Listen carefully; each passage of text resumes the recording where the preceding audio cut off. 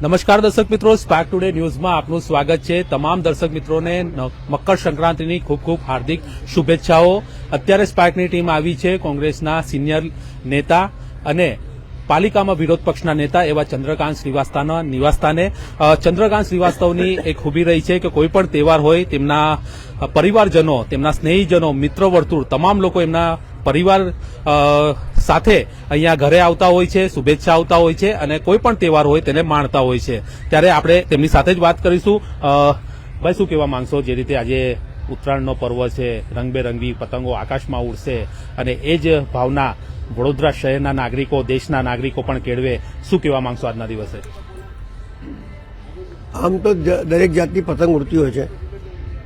કોઈ ચાપટ હોય, કોઈ ડુગ્ગો હોય, કોઈ પૂંછવાડી હોય, કોઈનું કલર લાલ હોય, કોઈનું સફેદ હોય, કોઈનું અલગ અલગ પ્રકારની। આવા જ કલર આ દેશમાં છે। અનેક કલર હોવા છતાં પણ કહે છે ને કે હર 10 કિલોમીટર પર भाषा, जाति, रहन सहन, खाना पीना, यहाँ तक भगवान बदल जावे, अनकता में एकता लाने का काम अगर कोई में है तो वो हिंदुस्तान के सिवाय किसी में नहीं है। आ पतंगનો તહેવાર એક એન્જોયનો તહેવાર છે।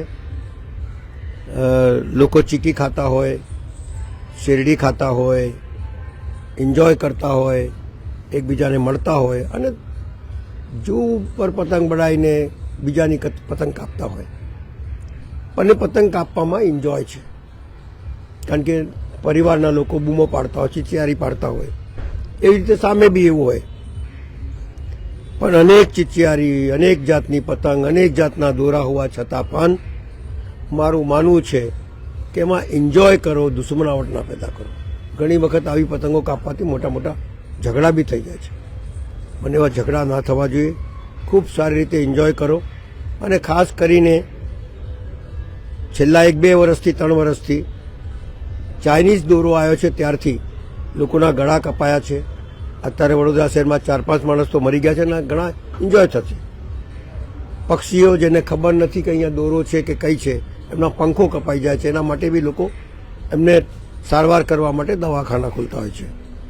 પણ મૂળ મુદ્દો એ છે કે હિન્દુસ્તાનની અંદર દરેક એટલે ઉત્તરાયણ એટલે મકર સંક્રાંતિ જુદી જુદી રીતે લોકો મનાવતા હોય છે। કોઈ જગા પોંગલ છે તો કોઈ જગા સવારે વહેલા ઉઠીને નાહવા જાય છે, કોઈ લોક હાથ પગમાં તિલગુળ લગાડે છે નાહવા માટે। આવા અનેક જાતના, કારણ કે જુદી જુદી જગ્યાઓ પર જુદી જુદી માન્યતા હોય છે।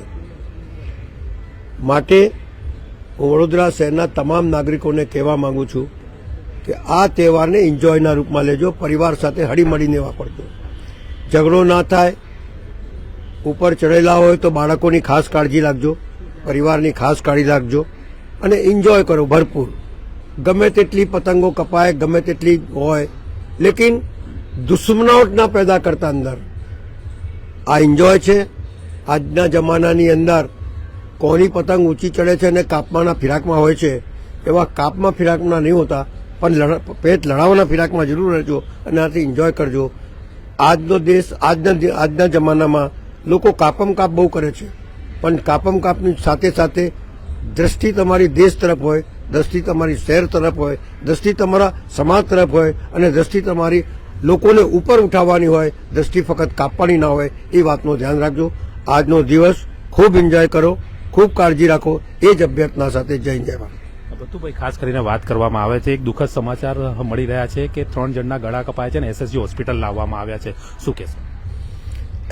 એકચ્યુઅલી શું છે કે સરકાર એવું કહે છે કે ચાઇનીઝ દોરો નહીં વાપરવો, પણ સરકાર એ કાળજી કેમ નથી રાખતી કે ચાઇનીઝ દોરો શહેરમાં આવે જ નહીં કે દેશમાં આવે જ નહીં?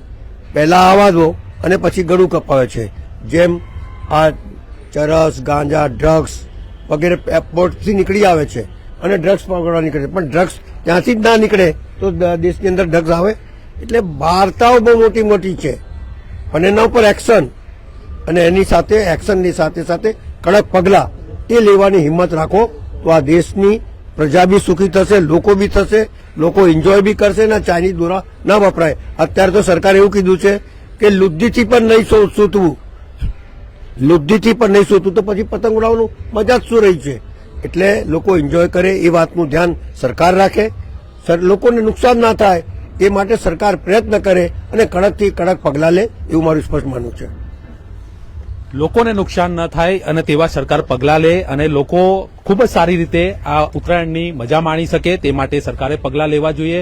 તમામ નાગરિકો સહી સલામત રીતે આ પર્વની ઉજવણી કરે તેવું અત્યારે સિનિયર નેતાનું કહેવું છે અને તમામ લોકો હળી મળીને કોઈ પણ જાતના મગજમારી ના થાય કે કોઈ પણ જાતની અનહોની ન થાય તે પ્રકારે આ તહેવારની ઉજવણી કરવામાં આવે તેવી પ્રાર્થના પણ તેમના દ્વારા કરવામાં આવી રહી છે.